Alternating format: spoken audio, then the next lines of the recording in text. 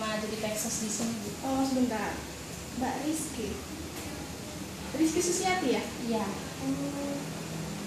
Begini Bu, saya mau minta penjelasan tentang lembaga ini karena kemarin kurang begitu paham, soalnya baru ketemu bentar. Oh ya, pertama perkenalan dulu, saya Dia sebagai supervisor di sini. Mbak Kiki sudah tahu tentang lembaga ini? Baru sedikit sih Bu.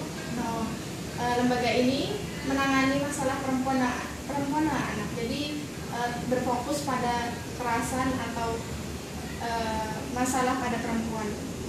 Terus selain itu juga di sini Mbak Kiki harus mentaati tata tertib di lembaga ini.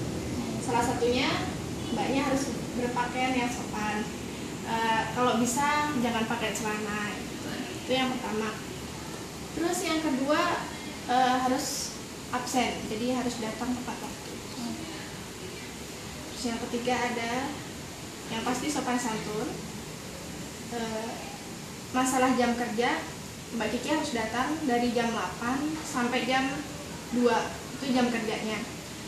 Terus kalau masuk harinya nanti bisa hari Senin sampai Sabtu. Jadi kalau hari Sabtunya itu Mbak Kiki hanya masuk setengah hari aja. Terus apakah Mbak Kiki sudah mengetahui KDS-nya? Kebetulan udah Bu, soalnya kan dari kuliah sampai kemarin waktu Bu PPS udah dijelasin. Masalah klien, apakah saya bisa langsung mendapatkan klien? Mbak Kiki bisa langsung datang aja besok pagi. Kira-kira datang nyampe kantor jam 8 bisa? Jam 8. Kebetulan saya tadi sudah ada janji sama salah satu klien. Namanya Septiana, dia umurnya 17 tahun. Bisa langsung ketemu besok ya Bu? Ya, besok bisa langsung datang aja. Paling seperti itu aja ya Bu? Ada yang kurang? Enggak, makasih Sudah cukup. Iya jelas. Sih Bu. Iya, makasih.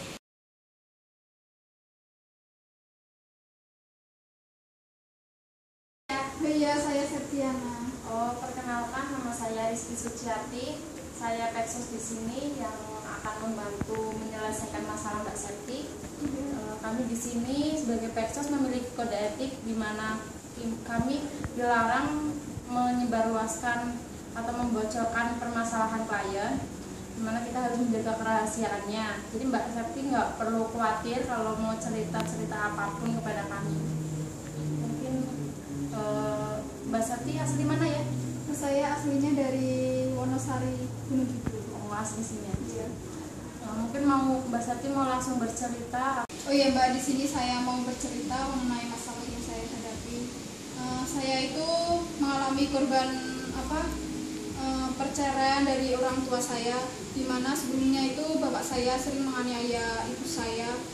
Terus saya itu beranggapan bahwa lelaki itu jahat terhadap perempuan, jadi saya itu tidak respect terhadap lelaki Mbak. Jadi permasalahan Mbak Septi ini menjadi anak korban perceraian orang tua yang sebelumnya ibu Mbak Septi sering mendapatkan kekerasan dari ayah Mbak Septi, sehingga Mbak Septi merasa tidak begitu respect dengan seorang lelaki yang Mbak Septi ya. Mungkin pertemuan kali ini dicukupkan aja ya Mbak Septi, karena sedikitnya saya sudah menangkap cerita dari Mbak Septi. Mungkin buat pertemuan berikutnya bisa Mbak Septi tentuin mau di mana dan mau kapan, itu bisa disesuaikan nanti terserah Mbak Septi. Oh iya deh Mbak, kalau begitu saya langsung pulang aja. Oh iya Mbak Septi, hati-hati ya di jalan. Iya, makasih ya.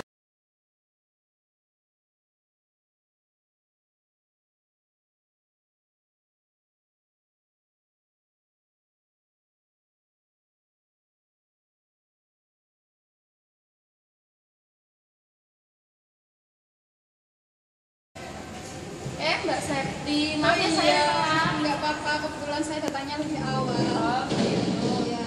Gimana kabar hari ini Mbak Septi?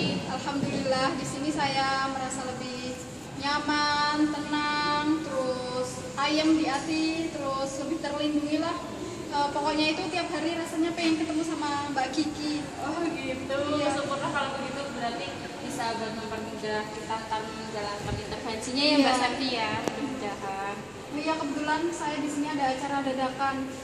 Jadi saya mau pulang. Ya, Iya. oh ya, ya nggak apa-apa. Ada surat untuk ibu. Oh iya, Baca makasih ya. Iya, makasih. Oh iya.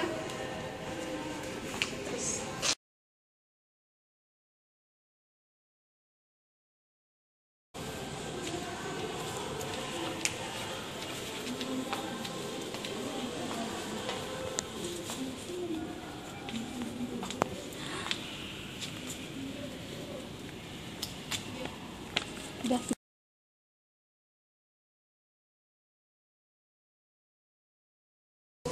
Saya memiliki klien dan dia tuh memiliki masalah broken home, dan dia sering melihat ayahnya itu menganiaya ibunya, sedangkan dia jadi merasa bahwa laki-laki itu jahat, sehingga dia lebih suka tuh ke cewek. Jadi dia tuh mengalami kelainan menyukai sama jenis. Nah, kemarin dia tuh ngasih surat ke saya dan berisi ungkapan I love you gitu, Bu. Terus bagaimana yang harus saya lakukan? Gini aja, kamu kan tahu toh tentang kode etik pekerja sosial yang tidak boleh melibatkan perasaan dalam hubungan antara peksos dan klien. Kamu boleh memiliki rasa empati kepada dia, tapi nggak boleh yang berlebihan sehingga kamu memiliki perasaan yang berlebih kepada dia. Apa yang dia ungkapkan sama kamu itu adalah tantangan buat kamu. Kamu harus menjaga profesionalitas seorang pekerja sosial. Kamu harus bisa yakinin dia bahwa kamu sama dia itu hanya sebatas partner, nggak lebih. Kamu hanya membantu menyelesaikan masalah dia aja. Kamu harus bisa yakinin itu kepada dia. Oh ya, makasih atas masukannya, Ibu. Saya akan mencoba buat bicara sama klien bahwa kita tidak boleh terlibat dalam perasaan dan meyakinkan kepada klien bahwa perasaan itu tidak boleh ada. Terima kasih ya, Ibu. Ya.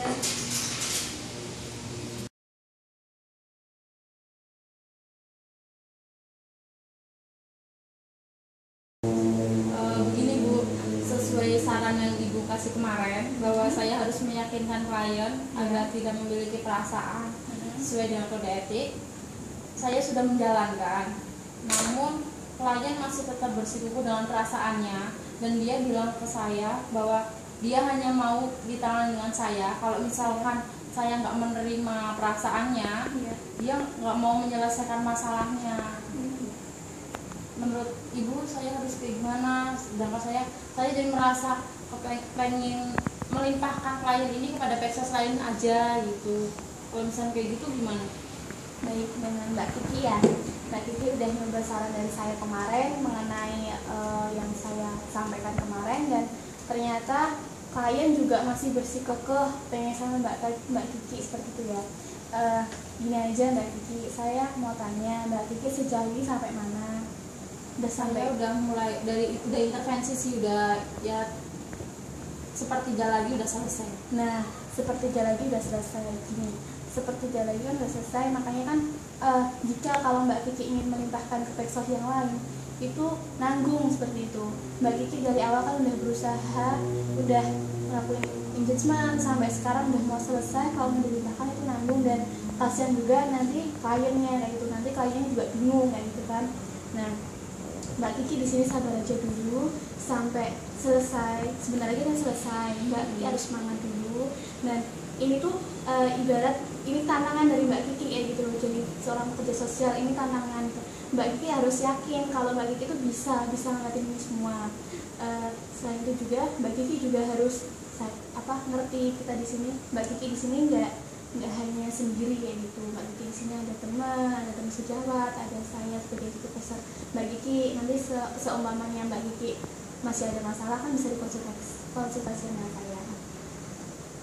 Oh ya, mungkin begitu aja ya, Bu. Makasih ya, Bu, buat Ya, semangatnya. ya. Makasih, Bu. Tetap semangat ya. Ya.